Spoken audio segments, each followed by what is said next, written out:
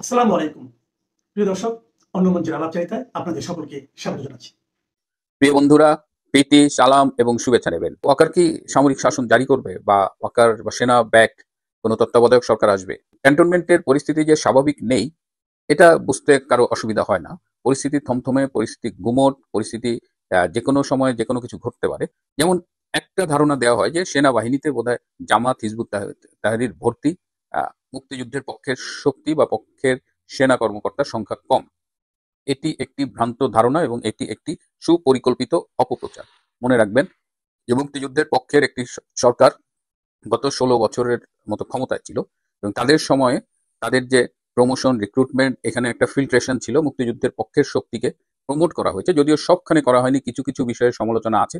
তারপরেও মনে রাখবেন সেনাবাহিনীতে, বর্তমান সেনাবাহিনীতে 70% বেশি হলো মুক্তিযুদ্ধের পক্ষের শক্তি, এবং এর বাইরে আছে যারা খুব প্রফেশনাল, যারা কোনো দল বা কোনো পক্ষে যেতে চায় না, তারাও এখন এই মুক্তিযুদ্ধের পক্ষের অংশের সাথে সুর মিলিয়েছে। কারণ সেনাবাহিনী, ওয়াকার যেভাবে সেনাবাহিনীকে একদম ধ্বংসের দ্বার প্রান্তে নিয়ে যাচ্ছেন, তাতে প্রফেশনাল অংশটা এটা খুব বেশি পছন্দ করছে না। সুতরাং সেনাবাহিনী মানেই জামাত, সেনাবাহিনী মানেই Hizbut Tahrir, this is a propaganda. মনে রাখবেন যে এটা একটা অসত্য, এটা সত্যি না, এবং এটা ইচ্ছে করে এই প্রোপোগান্ডাটা ছড়ানো হয় এই মুক্তিযুদ্ধের পক্ষের শক্তির মধ্যে একটা বিভ্রান্তি ছড়ানোর জন্য। সামরিক, বেসামরিক সবখানে এই বিভ্রান্তিটা তারা সরাচ্ছে। সুতরাং don't pay heed to this propaganda.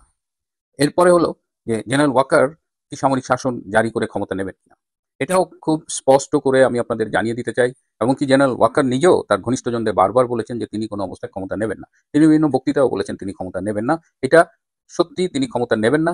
হয় তার ক্ষমতা নেবার মতো হ্যাডম নেই, অথবা তার অন্য কোনো রাজনৈতিক অভিলাষ রয়েছে। তিনি নিজে রাজনীতি না করলেও আপনারা জানেন যে তিনি একটি রাজনৈতিক ধারার সমর্থক, এবং সেটি হলো জামাতি ইসলামী। তিনি ছাত্র জীবন থেকে এই জামাতি ইসলামীর সাথে মানে সম্পৃক্ত। আর্মিতে গিয়েও তিনি প্রকাশ্যে হয়তো সেভাবে তৎপরতা না চালাতে পারলেও তিনি এই যে জামাতের গোলাম আজমের পুত্র ব্রিগেডিয়ার আজমির খুব ঘনিষ্ঠ ছিলেন। সুতরাং তিনি চাইবেন সেনাপ্রধান হিসেবে জামাতকে যদি পারেন তিনি ক্ষমতায় আনার জন্য সহায়তা করবেন। সুতরাং তার পক্ষে সামরিক শাসন জারি করা সম্ভব না। সেনাবাহিনীর ভেতরে, বিশেষ করে এই আইসিটিতে যে মামলাটা করা হয়েছে, এবং যেখানে 25 জন সেনা কর্মকর্তাকে আসামি হিসেবে অন্তর্ভুক্ত করা হয়েছে, যাদের বিরুদ্ধে চার্জশিট দেওয়া হয়েছে, এই ঘটনায় সেনাবাহিনীর মধ্যে যে তীব্র প্রতিক্রিয়া হয়েছিল, সেখান থেকেও সেনাবাহিনীর একটা বড় অংশ তারা মনে করেছিল যে জেনারেল ওয়াকার এই মুহূর্তে সেনাবাহিনীর সম্মান রক্ষার্থে, বাংলাদেশকে রক্ষার্থে, বাংলাদেশকে জঙ্গি ও সন্ত্রাসীদের হাত থেকে রক্ষার্থে একটা ভূমিকা রাখবেন। কিন্তু সেই ভূমিকাটি তিনি রাখেননি। তাকে বলা হয়েছিল, তাকে অনুরোধ করেছিল অনেক সেনা অফিসার, সিনিয়র এবং মিড লেভেল অফিসার তার সাথে দেখা করে তাকে অনুরোধ করেছিল যে he should intervene. He didn't agree, তিনি রাজি হয়নি। আরো স্পেসিফিক ভাবে 10-12 জন সেনা কর্মকর্তাও তার কাছে গিয়েছিলেন এবং তাকে বলেছেন যে স্যার, সেনাবাহিনী এবং দেশ দুটোকেই কোনো সিদ্ধান্ত নেন, বাংলাদেশ সেনাবাহিনী আপনার পেছনে থাকবে। তিনি চুপ করে শুনেছেন, কিন্তু তিনি কোনো রিয়াকশন দেননি। ঘনিষ্ঠ মহলে তিনি বলেছেন যে আমি হার্টের রুগী, আমি অসুস্থ হয়ে পড়ছি, এত চাপ তো আমি নিতে পারছি না, কি ঝামেলার মধ্যে আমি পড়লাম।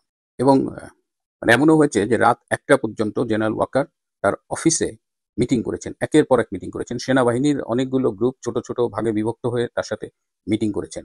ফয়জুরের নেতৃত্বে একটা গ্রুপ, অমুকের নেতৃত্বে একটা গ্রুপ, তমুকের নেতৃত্বে একটা গ্রুপ। এর বাইরেও তিনি অনেক গ্রুপের সাথে মিটিং করেছেন এবং রাত 1টা পর্যন্ত মিটিং করেছেন। কিন্তু তিনি শুধু শোনেন, কিন্তু তিনি কোনো কাজ করেন না। তার মনের ভেতরে কি লুকিয়ে আছে সেটা তিনি জানেন এবং ঈশ্বর জানেন। এবং আমাদের যতটুকু ধারণা সেটা হলো জামাত বিরোধী, এবং তিনি জামাতের লক্ষ্যেই কাজগুলো করছেন। এখন আরো অনেক কিছুই শোনা যাচ্ছে যে আমাদের একটা ধারণা ছিল যে সেনাবাহিনী বোধহয় জাতিসংঘ শান্তি মিশনে তাদের পার্টিসিপেশনটা এনশিওর করার জন্য জুলাই আগস্টে জেনারেল ওয়াকার একটা স্ট্যান্ড নিয়েছিলেন। কিন্তু আজকে আমরা দেখলাম যে জাতিসংঘের একটা দেশ থেকে পুরা পুলিশের একটা কন্টিনজেন্ট, বাংলাদেশি কন্টিনজেন্ট ফেরত পাঠাচ্ছে। যেখানে জাতিসংঘে ইউএন পিসকিপিং মিশনের বাজেট কার্টেল হয়েছে, 1/4 বাজেট কমে গেছে। সেখানে অন্যান্য দেশ যেগুলো ছিল, সোমালিয়ার মানে ওই দেখা যাচ্ছে অন্য দেশের আনুপাতিক হারে নাম্বার কমিয়েছে, 25% বা এরকম। আর বাংলাদেশে 100% ব্যাক করে দিচ্ছে পুলিশের কন্টিনজেন্টটাকে।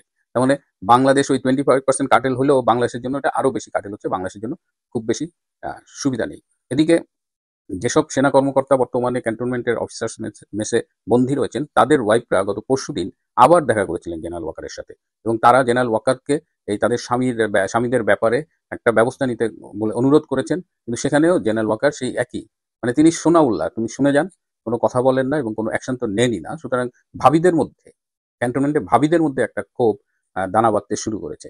এবং এই সব ঘটনায় জেনারেল ওয়াকার কিন্তু ভীষণ ভয় পেয়েছেন। তিনি আজকাল ক্যান্টনমেন্টের বাইরে যাচ্ছেন না। তার দেশের বাইরে ট্যুর ছিল, সৌদি আরবে, সেটা জানি।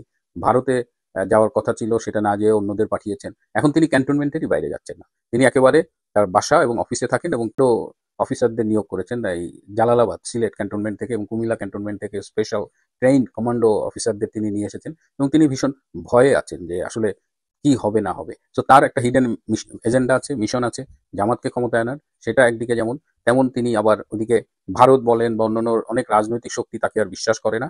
এমনকি আমেরিকা, তিনি বলতেন যে আমেরিকার বাইরে আমি যেতে পারবো না, কিন্তু সেই আমেরিকাও এখন আর তাকে খুব একটা রিলাই করছে না। আমেরিকা ভারতের সাথে মিলে বাংলাদেশের ব্যাপারে কোনো কিছু হয়তো সিদ্ধান্ত নেবে এবং ভেতরে যারা বিভিন্ন সময়ে জেনারেল ওয়াকারের সাথে দেখা করেছে, জেনারেল ওয়াকারকে স্টেপ ইন করতে বলেছে বা অ্যাটলিস্ট কোনো একটা কার্যকর ভূমিকা রাখতে বলেছে, তারাও কিন্তু ক্রমে ক্রমে মানে তারাও জোটবদ্ধ হচ্ছে, তারা ক্ষুব্ধ হচ্ছে এবং তারা সর্বশেষ জেনারেল ওয়াকারকে বলেছে যে sir, you should resign and go. আপনি কাউকে ভারপ্রাপ্ত সেনাপ্রধান করে চলে যান, then will take care of.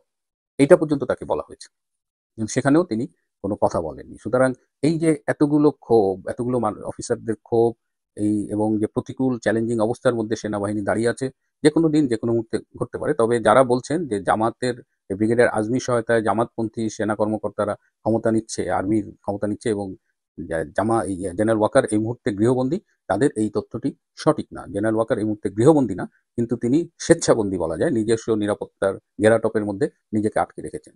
সুতরাং ক্যান্টনমেন্টের ব্যাপারে চূড়ান্ত মন্তব্য করবার কিছু সময় আসেনি, কিন্তু আবার ক্যান্টনমেন্ট থেকে চোখও ফিরিয়ে রাখা যাবে না। Any day, any time, anything may happen. দেশের রাজনৈতিক বিশৃঙ্খলা তো চলছেই, সাংঘাতিক ভয়াবহ বিশৃঙ্খলা চলছে। 24 ঘন্টা বলবো না, 12 ঘন্টার খবরগুলো যদি আপনারা দেখেন, আপনাদের পত্রপত্রিকায় তাকাতে হবে না, আপনাদের টেলিভিশন তাকাতে হবে না, আপনারা অসুস্থ বোধ করবেন। আমরা যারা খবরের ফেরিওয়ালা, খবর সংগ্রহ করি এবং খবরগুলো নিয়ে অ্যানালাইসিস করি, আপনাদের সামনে তুলে ধরি, খবর জানাই, আমাদের কাছে আমাদের কাজ হয়ে গেছে। তো আমরা বহু চড়াই উত্তরায় পার হয়ে এসেছি, বহু বিভৎস সময়, বিভৎস পরিস্থিতি মোকাবিলা করে এসেছি। এই জন্য আমরা কিছুটা কম্পাইল করার চেষ্টা করি আপনাদের সামনে, এবং যতটা ধীরে স্থির স্যাংশন করে, বিকৃত না করে উপস্থাপন করা যায়। আমাদের দেশ যে ভালো নাই, এটা দর্শক 2025-এ সারাদিন যদি চোখ বলান, সরকার যতই গলা ফাটাক, ভালো আছে ভালো আছে, হ্যাঁ পরিস্থিতি ভালো, আইন শৃঙ্খলা নিয়ন্ত্রণে, একটা সুস্থ স্বাভাবিক মানুষের সামনে পরিস্থিতি তুলে ধরলে সে এটা বলবে না। গত 12-14 ঘন্টায় যে সিচুয়েশন, যেসব খবর আমি ছোট্ট করে একটা শুধু সামারি করি, আপনাদের চোখের সামনে থাকবে বিষয়গুলো, এবং আপনারা বুঝতে পারবেন যে আমরা কোন দিকে যাচ্ছি, কোথায় আছে ডক্টর ইউনূসের হাতে আমাদের দেশ। ছোট্ট ছোট করে একটু, ময়মনসিংহে থেমে থাকা বাসে দুর্বৃত্তদের আগুন, নিহত 1। রাত 3টায় যাত্রাবাড়িতে রায়দা পরিবহনের একটি বাসে, রাত 2টায় রায়ের বাজারে রাজধানী পরিবহনের বাসে এবং ভোর 4টায় উত্তরা খালপাড়ে রায়দা পরিবহনের আরেকটি বাসে আগুন দেয় দুর্বৃত্তরা। আগুনে পুরো 3টি বাসই সড়কের পাশে পার্কিং করা ছিল, তবে অগ্নিকাণ্ডে কোনো হতাহতের ঘটনা ঘটেনি। রাজধানী বসুন্ধরা মেন গেট 100 ফিট সড়কে রাত 3টার দিকে একটি প্রাইভেট কারে দুর্বৃত্তরা আগুন দেয়। রাজধানী মতিঝিল এলাকায় ইসমানী বালিকা বিদ্যালয় ও মহাবিদ্যালয়ের ককটেল ছুড়েছে দুর্বৃত্তরা, এতে কোনো হতাহতের ঘটনা ঘটেনি। রাজধানীতে হাত পা বাঁধা অবস্থায় মোহাম্মদপুর থানা ছাত্রদলের যুগ্ম আহ্বায়ক সাব্বির আহমেদের লাশ পাওয়া যায়। রাজধানীর গুলশান লেকের পাশে এক যুবককে কুপিয়ে হত্যা করেছে দুর্বৃত্তরা। নিহতের নাম সৌরভ, তার গ্রামের বাড়ি পটুয়াখালীর বাউফলে। সোমবার দিবাগত রাত 12:30টার দিকে গুলশানের 55 নম্বর রোডের শেষ মাথায় লেকের পাশে ওয়াকওয়ে থেকে সৌরভের রক্তাক্ত মরদেহ উদ্ধার করে পুলিশ। পরে তার মরদেহ ময়নাতদন্তের জন্য শহীদ সোহরাওয়ার্দী মেডিকেল কলেজ হাসপাতাল মর্গে পাঠানো হয়। জগন্নাথ বিশ্ববিদ্যালয় ক্যাম্পাসে শাখা ছাত্র দলের 2 গ্রুপের মধ্যে দফায় দফায় সংঘর্ষের ঘটনা ঘটেছে। এতে 2 পক্ষের অন্তত 8 জন আহত হয়েছে বলে জানা গেছে। সংঘর্ষে ছাত্র দলের কেন্দ্রীয় সহসভাপতি বাসেদ গ্রুপ ও সুমন সর্দারের গ্রুপ জড়িত ছিল বলে চিহ্নিত হওয়া গেছে। রাজধানীর সূত্রাপুরে মালঞ্চ বাসে আগুন। এবং সবশেষ আমরা যেটা জানতে পেরেছি, সবশেষ আমাদের খবর হলো ধানমন্ডিতে আন্তর্জাতিক অপরাধ ট্রাইব্যুনালের তদন্ত সংস্থার কার্যালয়ের সামনে ককটেল বিস্ফোরণ। এই হলো সুখের রাজধানী, সুখের বাংলাদেশ। এরপর যেটা হয়েছে, সরকার ভেতরে ভেতরে কামড় আছে, কামড় না থাকার কোনো কারণ নেই। সারা দেশে চলমান বিভিন্ন সহিংসতা, অগ্নিসংযোগের মতো নাশকতার বিষয়টি বিবেচনায় নিয়ে দেশের সব বিমানবন্দরকে সতর্ক থাকার নির্দেশ দিয়েছে বেসামরিক বিমান চলাচল কর্তৃপক্ষ। সব বিমানবন্দর সতর্ক থাকবে। কোন পর্যায়ে গেলে পরে বিমানবন্দর এলাকাতেও সতর্ক ঘোষণা করা হয়েছে? আমরা বারবার প্রশ্ন তুলেছি, কারা করছে এসব? এত সব লাগাতার গত 2 দিন আওয়ামী লীগের পক্ষে সম্ভব? আওয়ামী লীগ এভাবেই ছড়িয়ে গেছে শহরে? তাহলে সরকার এতদিন কি করেছে? সরকার তাহলে তার যেই কৌশলে ছিল সেই কৌশল রণকৌশল ভুল, সেটাই প্রমাণ হচ্ছে। আমরা বারবার যে বলি, রাজনৈতিক সমস্যা যেটা লাগিয়েছে সেটা সমাধান রাজনৈতিকভাবে করতে হবে। বাংলাদেশের আন্তর্জাতিক অপরাধ ট্রাইব্যুনালে সাবেক প্রধানমন্ত্রী শেখ হাসিনার বিরুদ্ধে বিচারাধীন মানবতাবিরোধী অপরাধের মামলার রায় ঘোষণার দিনক্ষণ ঠিক হবে 13 নভেম্বর। কিন্তু এই আদালতে চলমান বিচার প্রক্রিয়ার স্বচ্ছতা ও অনিয়ম নিয়ে প্রশ্ন এবং আশঙ্কা বাড়ছে। সে আশঙ্কাগুলো এবার আওয়ামী লীগের পক্ষ থেকে নিয়ে যাওয়া হয়েছে জাতিসংঘের দপ্তরে। বাংলাদেশের আন্তর্জাতিক অপরাধ ট্রাইব্যুনালে সাবেক প্রধানমন্ত্রী শেখ হাসিনার বিরুদ্ধে চলমান বিচারে আইনি প্রক্রিয়া লঙ্ঘনের গুরুতর আশঙ্কার কথা জানিয়ে অন্যায় ও অনিয়মের অভিযোগ তুলে ধরে জাতিসংঘে জরুরি আবেদন জানিয়েছেন লন্ডনের ডাউটি স্ট্রিট চেম্বার্সে 2 জন প্রভাবশালী আইনজীবী। এই 2 আইনজীবী হলেন স্টিফেন পালস কেসি ও তাতিয়ানা ইসরায়েল। এই 2 আইনজীবীর আপিলটি বিশ্লেষণগুলো দেখা যাবে আইসিটির 3টি আইনি প্রক্রিয়ার দুর্বলতার কথা তারা তুলে ধরেছেন। 1, অভিযুক্তের অনুপস্থিতিতে বিচার এবং মৃত্যুদণ্ডের ঝুঁকি। 2, বিচারক ও প্রসিকিউটরের রাজনৈতিক সংশ্লিষ্টতার অভিযোগ। এবং 3, নির্বাচনী বিচার বা সিলেক্টিভ জাস্টিস এর নীতি। বিশ্লেষকরা মনে করেন এই তিনটি উপাদান আন্তর্জাতিকভাবে ন্যায্য বিচারের মৌলিক অধিকারকে মারাত্মকভাবে প্রশ্নবিদ্ধ করে। মজার ব্যাপার হলো, বর্তমান অন্তর্বর্তী সরকারের ঘনিষ্ঠ জন হিসেবে পরিচিত ব্রিটিশ সাংবাদিক ডেভিড বার্কম্যান ও ব্রিটিশ আইনজীবী টবি ক্যাটম্যান এই তিনটি বিষয় এরই মধ্যে সমালোচনা করেছেন এবং আইসিটিকে সংস্কারের জন্য অন্তর্বর্তী সরকারকে পরামর্শ দিয়েছেন। বিগত আওয়ামী লীগ সরকারের আমলে আইসিটির সমালোচনা করায় এই দুজনই শাস্তির মুখোমুখি হয়েছিলেন। এমনকি ইংল্যান্ডের হাউস অফ লর্ডসের সদস্য লর্ড কার্লাইল মাত্র কয়েকদিন আগে আইসিটি প্রক্রিয়া নিয়ে প্রশ্ন তুলেছেন। আবার আওয়ামী লীগের হয়ে ডাউটি স্ট্রিটের দুই আইনজীবী এমন কিছু বিষয় সামনে এনেছেন যেগুলো এরই মধ্যে জাতিসংঘ মানবাধিকার কমিশনের রিপোর্টে উল্লেখ করা হয়েছে। ফলে জুলাই হত্যাকাণ্ডের বিচারের প্রক্রিয়ার স্বচ্ছতা শুরুতেই আন্তর্জাতিকভাবে বিরাট প্রশ্নের মুখে পড়ে যাচ্ছে কিনা সে আশঙ্কা দেখা দিয়েছে। জাতিসংঘের বিচারক ও আইনজীবীদের স্বাধীনতা বিষয়ক বিশেষ দূত এবং বিচার বহির্ভূত হত্যাকাণ্ড বিষয়ক বিশেষ দূতের কাছে সম্প্রতি শেখ হাসিনার পক্ষে ডাউটি স্ট্রিটের আইনজীবীরা এই আবেদন জমা দেন। সোমবার ডাউটি স্ট্রিট চেম্বার্সের বিজ্ঞপ্তিতে বলা হয়, ওই আবেদনে দুই আইনজীবী শেখ হাসিনার অনুপস্থিতিতে চলমান বিচার প্রক্রিয়া, তার ন্যায় বিচারের অধিকার ও যথাযথ আইনি প্রক্রিয়া লঙ্ঘনের বিষয়ে গভীর উদ্বেগ তুলে ধরে আপিল করেছেন। আপিলে বলা হয়েছে, বাংলাদেশের আন্তর্জাতিক অপরাধ ট্রাইব্যুনাল বা আইসিটিতে শেখ হাসিনার অনুপস্থিতিতে চলা বিচার প্রক্রিয়া, ন্যায্য বিচারের মৌলিক অধিকার ও আইনি প্রক্রিয়া গুরুতরভাবে লঙ্ঘিত হচ্ছে। দুই ব্রিটিশ আইনজীবী কেসি ও এচওয়েল জরুরি আবেদনে লেখেন, অপরাধের অভিযোগ আওয়ামী লীগের লোকজনের বিরুদ্ধে যেমন আছে, তেমনি দলটির সমর্থকদের উপর প্রতিশোধমূলক নির্যাতন চালানোর অভিযোগ রয়েছে। দর্শক, জুলাই আন্দোলনের সময় সংঘটিত হত্যাকাণ্ড নিয়ে জাতিসংঘের মানবাধিকার কমিশন যে রিপোর্ট দিয়েছে সেখানেও একই তথ্য আছে। জাতিসংঘের ওই রিপোর্টে যে অনুমিত 1400 জন হত্যাকাণ্ডের সংখ্যা উল্লেখ করা হয়েছে, তার মধ্যে 144 জন আওয়ামী লীগ ও 44 জন পুলিশ সদস্যের কথা বলা আছে। জাতিসংঘের প্রতিবেদনে 5 আগস্টের আগে পরে পুলিশ ও আওয়ামী লীগ সমর্থকদের উপর সহিংসতার বিবরণ এসেছে রক্ষণশীল ভঙ্গিতে। এমনকি পুলিশ হত্যা কিংবা থানায় আক্রমণের পরিসংখ্যান তুলে ধরার ক্ষেত্রেও তারা নির্ভর করছে অন্তর্বর্তী সরকারের ভাষ্যের উপর।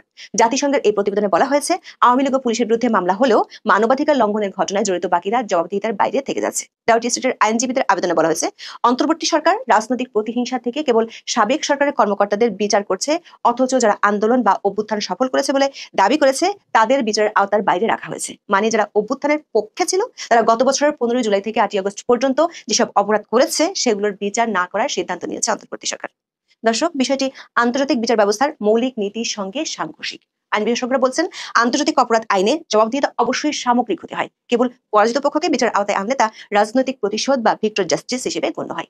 এই দায়মুক্তির সিদ্ধান্ত ট্রাইব্যুনালের বিশ্বাসযোগ্যতাকে মারাত্মকভাবে ক্ষুণ্ণ করেছে। আবেদনে দুই ব্রিটিশ আইনজীবী বলেছেন, আন্তর্জাতিক অপরাধ ট্রাইব্যুনালের বিচার কাজে রাজনৈতিক প্রতিহিংসা প্রাধান্য পাচ্ছে, আর এমন একটি অনির্বাচিত সরকারের অধীনে বিচার কাজ চলছে যাদের জনসাধারণের কোনো ম্যান্ডেট নেই।